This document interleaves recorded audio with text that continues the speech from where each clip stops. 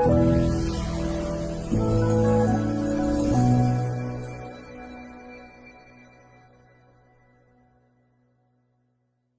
good evening, and a very warm welcome to all the viewers of Bharat TV. Today, we have a very special guest with us, an acclaimed filmmaker, author, and intellectual whose work has sparked important conversations across the country. He's known for his thought-provoking films such as the Tashkent Files, the Kashmir Files, and Buddha in a Traffic Jam, each of which has left a significant mark on Indian cinema and society. So please join me in welcoming Mr. Vivek Agnihotri to the show. Thank you for joining us, Vivek ji. Thank you, Anjalee ji. Thanks for inviting me. You have a very contagious smile. So it's always a pleasure to talk to people who are happy and smiling. Thank you so much. So let me just jump into the first question, Vivek ji. Kashmir Files had a major impact. We all know that. But what is common between Kashmir Files and Bengal Files? Okay, so see, this is Bengal Files is part of a trilogy. And the first film in trilogy was the Tashkent Files, and the second was Kashmir Files, and the third is the Delhi Files. Now, all these three are basically based on our democracy and three principles: right to truth, right to justice, and right to life. The Tashkent Files probed right to truth, and the theme of Kashmir Files was right to justice, and the theme of this film is right to life.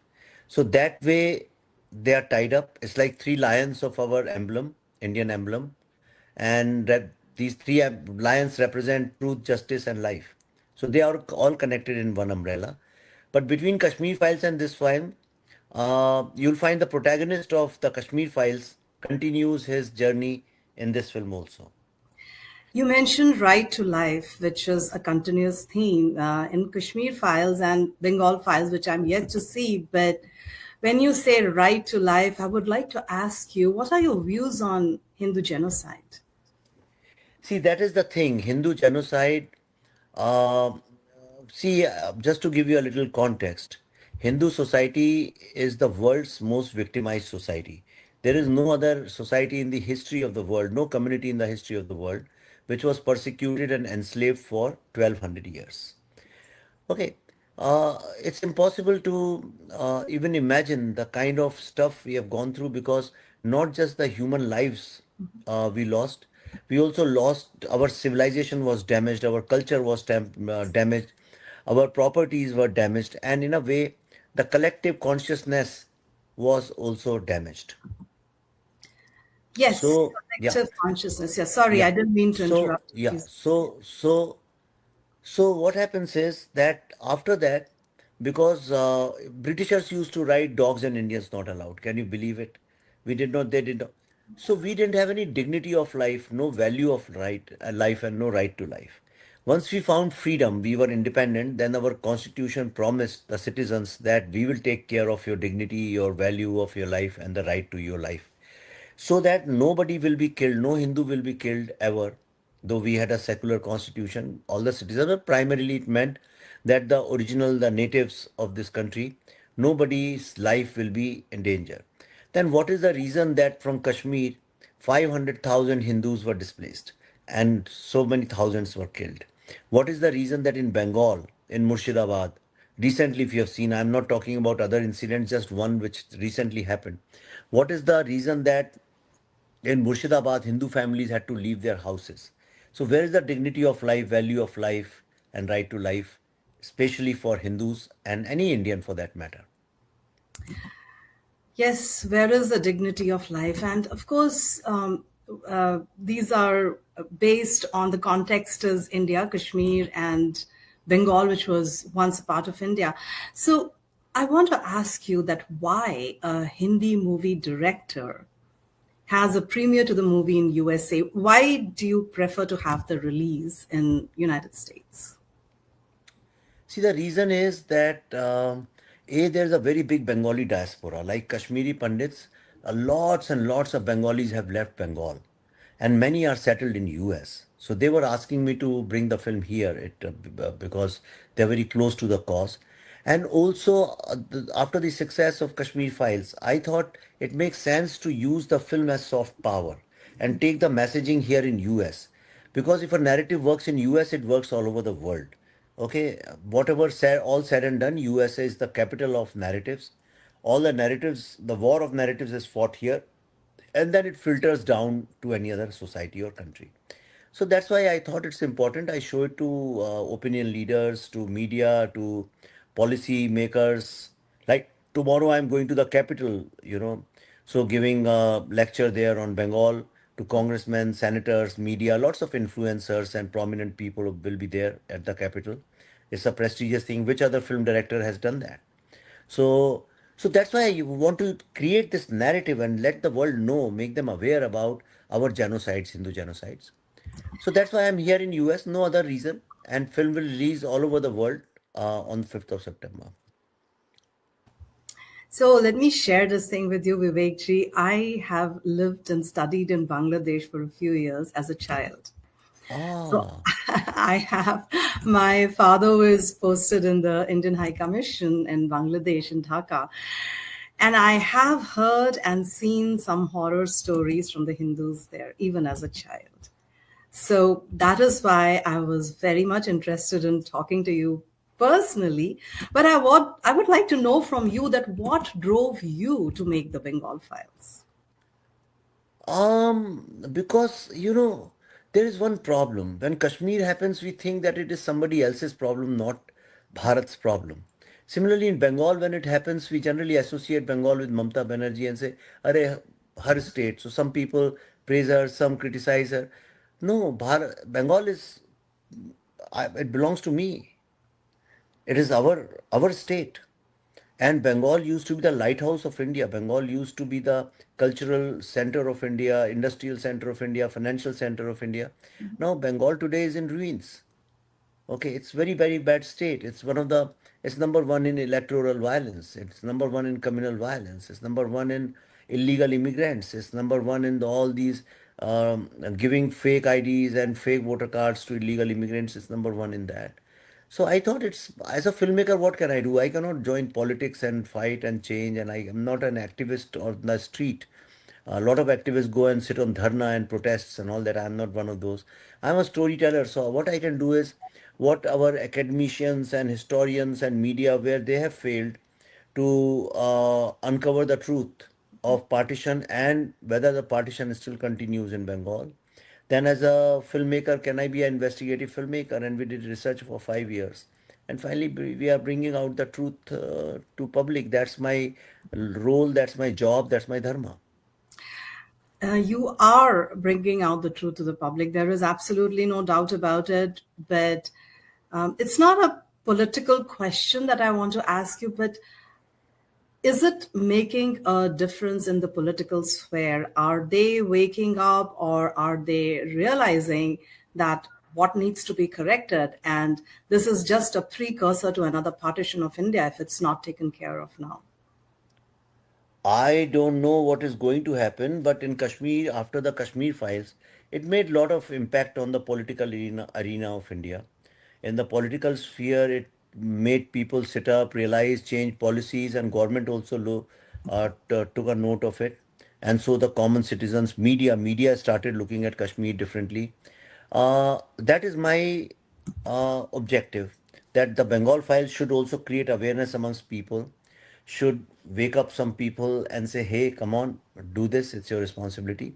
And at large, one has to understand that if we do not act now, then it's not very far. The time is going to come when Bengal will also become Kashmir, and we'll say, Arey, when did it happen? Why did it happen? So this time in Kashmir files, we showed the truth of Kashmir 35 years later, but here I am warning you right now. Okay, Yes. I'm showing you the film right now. Yeah, even after this, if you don't do anything, then I don't know. Maybe someday you'll say, "Oh, Vivek Agnihotri said this in his film." I am quite convinced that Bengal is not in right condition. Yes, of course. So there are a lot of so-called secular mindsets in Bharat, in India. So some of those critics who have that kind of a mindset, they may accuse you of stoking communal or political sentiments. How do you respond to such criticism, especially in the context of this film? I don't give a damn to what they say. I don't care. I'm just telling the story of my people, the story which I want to say. It doesn't matter to me what they say. And what can they say? Why? How can they say? Can they deny the fact that Murshidabad riots happened? Can they deny the fact that Hindus were displaced from Murshidabad? Can they deny that there are illegal immigrants in Bengal? Can they deny that dirty communal politics, you know, is changing the demography of Bengal? I mean, what can they do? Let them prove. My film is based on truth, is based on true events. They cannot change even one word. Yes, indeed. Your films are based on true events, and in fact, you have kind of you have not shown it to the extent the cruelty actually happened. Because I understand you have some limitations, but what you have shown is nothing but the truth, and that's why we appreciate you. So you are known for addressing stories that mainstream cinema often avoids. Why do you think that these events in the Bengal Files have been neglected in public discourse or in media? Sorry, I couldn't hear you. I lost the voice for a second. If Oh, you come. sure. I'll repeat the question. What I was saying that you're known for addressing stories that mainstream cinema they often avoid it, right? But why do you think that the events in the Bengal Files have been neglected in public discourse or media? I don't know why they were ignored. I have no idea. Problem is, see, it's impossible to find a Jew child who doesn't know about Holocaust. Can you find a black guy who doesn't know about slavery? But I don't know why Hindus don't know about their own 1200 years of persecution. Why they don't know that how partition happened. And we were told lies about partition. Nobody told us the truth that it was direct action there, Noah Khali genocide, which was responsible for this thing. And I don't know. And I also wonder how come I didn't know for a very long time. So maybe this is my time to repent. Maybe this is my way of protesting to make truth cinema and make people aware. Very true, absolutely. So I learned from some reports that the Bengal File movies, the premiere, is sold out in Washington, D.C. almost a week before the premiere day. And what do you attribute this to? Oh, everywhere. Washington D.C. was sold out, and then New York, New Jersey show was sold out. Houston is on 10th of August, which is 20 days from now, and it's sold out. Some people have sent $500, and they are saying, no, no, we want a ticket. We said, no, we don't need that money. Come on, there are no seats available. Yesterday in Washington D.C., people were sitting on the stairs. Can you believe it? On the steps they were sitting and watching the film. So there's a huge demand for the film, and it's not even a formal release, it's just the premieres we are doing. So I'm waiting for the 5th of September. But it's a good thing. It's a good thing for something like this. If people are becoming aware and they want to know their history, that is the purpose. That's what I want. And lot of young people are coming. That's amazing. Lot of young people are coming, and I want young people to know the history, because young people are able to take the cause further, and older people generally have job security issues and health issues, so they may not be as active. But young people, I'm very very happy about it, that Indian youngsters are now waking up and they are taking control of our history, and also as well as our future. Yes, of course, Vivekji, your movies have been creating ripples across US and the Indian diaspora. I am sure that the American people will also wake up once and be able to relate this to the African slavery, the Jewish Holocaust, and they'll be able to equate them with those, because right now I don't think that in the mainstream media that much of awareness is there. But after the Tashkent files, Kashmir files, now the Bengal files, what is next for you? Are there more films in the pipeline? See, there are lots of stories inside me. As long as I have stories, I would love to convert them into films, but right now, as of now, there is right now nothing. I'm not like the typical director कि अच्छा तीन चार project करते हैं. I am focusing on this, and when I was making the Tashkent Files, I didn't know that we'll make end up making Kashmir Files. When we made the Kashmir Files, we had no idea if we were making this film. So I don't know what's next, but yes, definitely it will be something related to truth and the Hindu struggle.